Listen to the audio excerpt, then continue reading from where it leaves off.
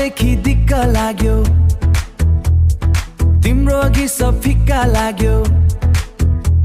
यो के भएर होला यही त हो नि माया